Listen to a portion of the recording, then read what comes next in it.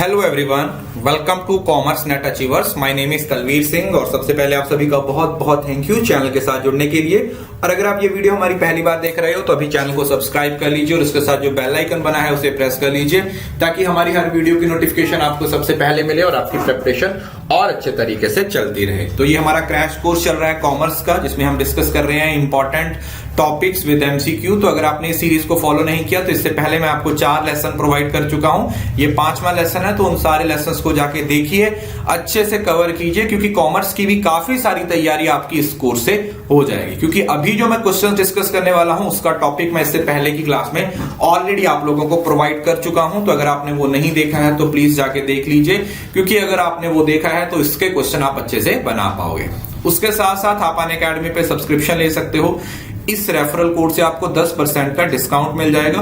काफी सारे बच्चे अब सब्सक्रिप्शन ले रहे हैं, क्योंकि अभी आप 2 महीने सीरियस होकर अगर पढ़ाई करोगे तो आप इस एग्जाम को इजीली क्रैक कर सकते हो। This is the best time. इस टाइम को यूटिलाइज कीजिए। 1 टाइम इन्वेस्टमेंट है। अगर आप इन्वेस्टमेंट करते हो ये, तो आपको लाइफ टाइम के लिए आपका JRF वो मिलने वाला है जो आप लेना चाहते हो। तो आप अनअकैडमी पे सब्सक्राइब कर सकते हो। इतने सारे एडवांटेज आपको हो जाएंगे। उसके साथ साथ आप टेलीग्राम चैनल को ज्वाइन कर लीजिए। ऑलरेडी अब तो बहुत ज्यादा बच्चे टेलीग्राम चैनल ज्वाइन कर रहे हैं, क्योंकि आज ही मैं यहां पर 2020 के सारे टीचिंग के PDF शेयर करूंगा। इस वीडियो के बाद टीचिंग की 2020 की सारे क्वेश्चंस मैं आपको यहां पे प्रोवाइड करने वाला हूं, तो इसका जरूर से एडवांटेज लीजिए। और यहां पर हर रोज शाम को 9 बजे और 10 बजे पेपर 2 और पेपर 1 के क्विजेस भी होते हैं, तो आप उसका भी पूरा एडवांटेज लेने की कोशिश कीजिए। So this is all about today's class. और साथ ही साथ हर रोज सुबह 9 बजे अनअकैडमी के फ्री प्लेटफॉर्म पे हमारी मिनी मॉक सीरीज चल रही है। मिनी मॉक सीरीज कौन सी? जिसमें मैं आपको पूरे पेपर 1 से रिलेटेड हर रोज 10 ऐसे MCQ करवाता हूं जो कि बेस्ट होते हैं, जो कि आपको प्रिपरेशन में एक अलग ही लेवल पे लेके जाते हैं। आपको रियलाइज होता है कि क्या इस तरीके के क्वेश्चन को आप सॉल्व कर सकते हो या नहीं। इसमें 3000 से ज्यादा बच्चे लाइव थे आज की क्लास में। कल भी इतने ही होने वाले हैं, अभी बढ़ेंगे ही। तो अगर आपने एनरोल नहीं किया है तो फ्री है, सारे लिंक डिस्क्रिप्शन में दिए हुए हैं, और साथ ही टेलीग्राम पे भी जाके आप इनसे एनरोल कर सकते हो। सो ये सारी चीजें आप लोगों के लिए ही की जा रही हैं, क्योंकि आपका एग्जाम आ गया है। तो अब खुद सोचने की कोशिश करो, समझने की कोशिश करो कि क्या आप उतनी मेहनत कर रहे हो जितने आपके टीचर आपके लिए मेहनत कर रहे हो। अगर यस तो बहुत अच्छी बात है, अगर नहीं कर रहे हो तो आपको सोचना पड़ेगा, आपको देखना पड़ेगा कि क्यों, कहां पे आपसे गलती हो रही है। चलिए शुरू करते हैं। तो हमने पिछला टॉपिक पढ़ा था कैपिटल बजटिंग, तो उसी से रिलेटेड ये क्वेश्चन है। क्वेश्चन है capital budgeting is a part of. जो कैपिटल बजटिंग है वो किसका पार्ट है? इन्वेस्टमेंट डिसीजंस का, वर्किंग कैपिटल का, मार्केटिंग मैनेजमेंट का, या कैपिटल स्ट्रक्चर का? ऑब्वियसली बात है, जो आप बजट बनाते हो, अब मुझे खुद बताओ, जब आप बजट बनाते हो तो बजट बनाया किस लिए जाता है? क्योंकि आप उस बजट से कुछ इन्वेस्ट करना चाहते हो। और कैपिटल बजटिंग में क्या होता है? You invest in certain projects. आप कुछ प्रोजेक्ट्स में इन्वेस्ट करते हो। वो प्रोजेक्ट्स जो लॉन्ग रन होते हैं और इररिवर्सिबल होते हैं। ये पिछली क्लास में मैंने आपको चीजें पढ़ाई हैं। Discounted method, non discounted method कौन कौन से होते हैं। इसलिए जो कैपिटल बजटिंग के डिसीजंस होते हैं, the decisions are basically investment decisions. कौन से डिसीजंस हो जाएंगे? They are known as investment decisions. Investment decision is the right answer. Second question, which of the following is not used? कौन सा इसमें से कैपिटल बजटिंग में इस्तेमाल नहीं किया जाता? Time value of money, sensitivity analysis, cash flows, या फिर नेट एसेट मेथड। अगर आपने कैपिटल बजटिंग का पूरा टॉपिक पढ़ा तो आपको पता है TVM that is time value of money use किया जाता है। सेंसिटिविटी एनालिसिस और सिनेरियो एनालिसिस ये दोनों रिस्क एनालिसिस में यूज किए जाते हैं। और कैश फ्लो तो मेन पॉइंट है ही, क्योंकि कैश फ्लो के बेसिस पे ही आप रिटर्न चेक करते हो। तो ये 3 चीजें तो यूज की जाती हैं। But net asset method it is not a method under capital budgeting, this is related with goodwill. तो ये जो नेट एसेट मेथड है ये यहां पे नहीं आएगा, this is not related with it. तो यहां पे आप लोगों ने इस चीज को भी ध्यान रखना है कि this is not the part of capital budgeting. ये आपके कैपिटल बजटिंग का पार्ट नहीं है।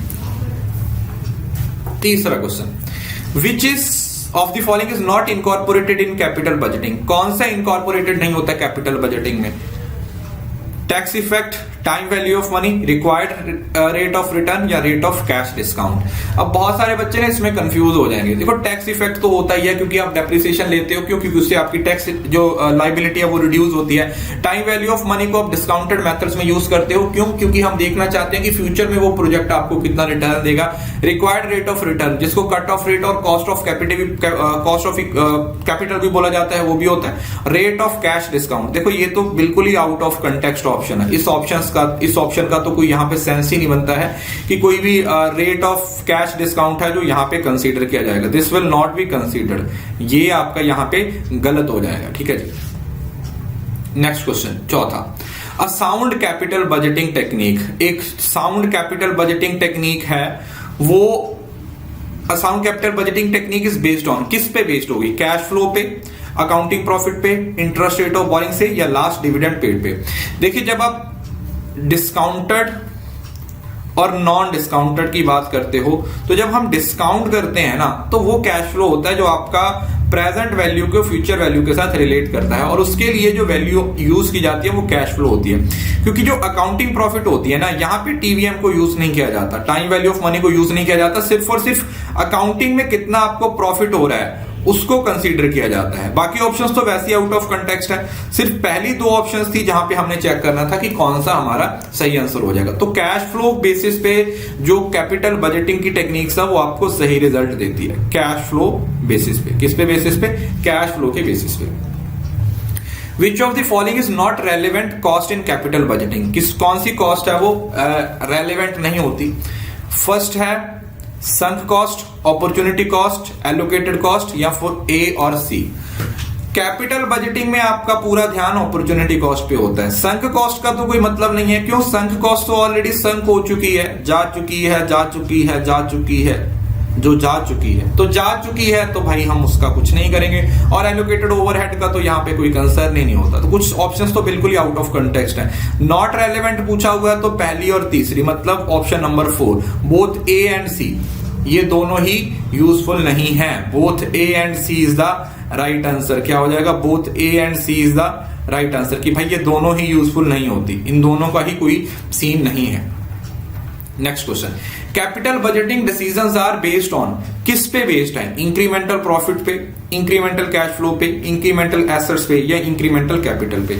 अगर आपने पढ़ा इंक्रीमेंटल का मतलब जो इंक्रीजिंग होता है ना, समझ रहे हो ना? ये आप लोगों ने इंक्रीमेंटल कॉस्ट का अप्रोच पढ़ा होगा कहां पे? बिजनेस इको में, इकोनॉमिक्स में। इकोनॉमिक्स में आपने इस कंसेप्ट को पढ़ा होगा, तो वहां पे हम इसको यूज करते हैं। तो यहाँ पे जो पूरे का पूरा कंसर्न होता है कैपिटल बजटिंग का, वो किसके साथ होता है? वो इंक्रीमेंटल कैश फ्लो के साथ होता है। किस पे ध्यान दिया जाता है? Incremental cash flow. Cash flow को ही मेन कंसीडर किया जाता है इस कंटेक्स्ट के अंदर, और किसी चीज पे ध्यान नहीं दिया जाता।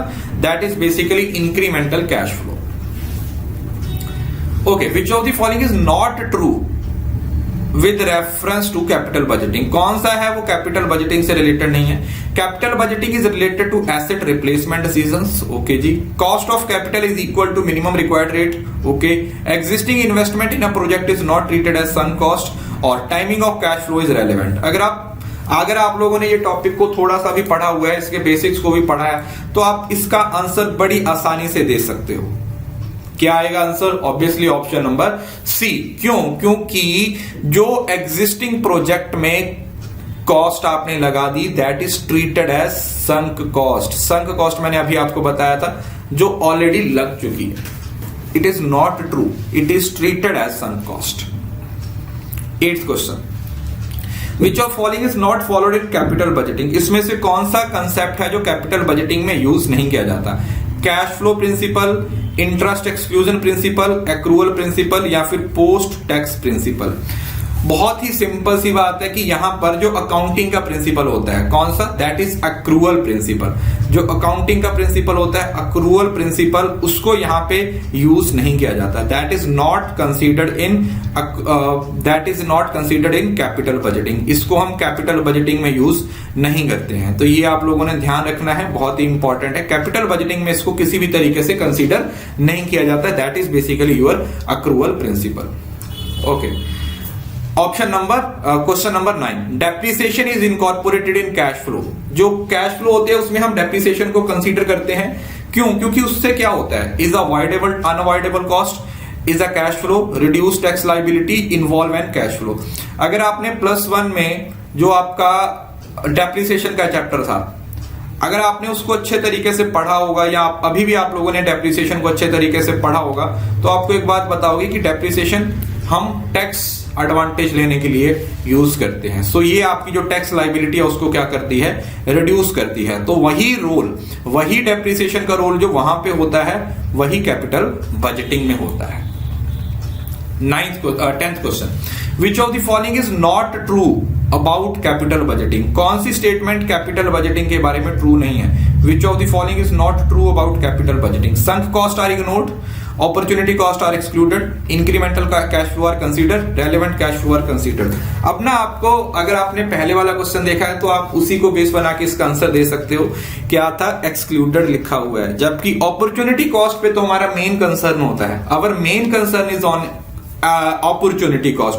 अपॉर्चुनिटी कॉस्ट को तो कंसीडर करना हमारे लिए सबसे ज्यादा जरूरी हो जाता है। So opportunity cost are excluded नहीं होता, इट इज इंक्लूडेड होता है। इसको तो हम इंक्लूड करते ही करते हैं, और किसी को करे ना करें, opportunity cost are always included. Question number 11, evaluation of capital budgeting proposals is based on cash flow because cash flows are easy to calculate, cash flow are suggested by cash is more important than profit, या फिर none of these। अब जब capital budgeting में proposals को आप evaluate करते हो तो उसमें कैश को इस वजह से इवेल्युएट किया जाता है क्योंकि कैश को हम ज्यादा प्रेफरेंस देते हैं एज कंपेयर टू प्रॉफिट। अगर मैं आपसे पूछूं कि प्रॉफिट कौन से मेथड में यूज किया जाता है, तो आपको पता होगा ARR, that is accounting rate of return.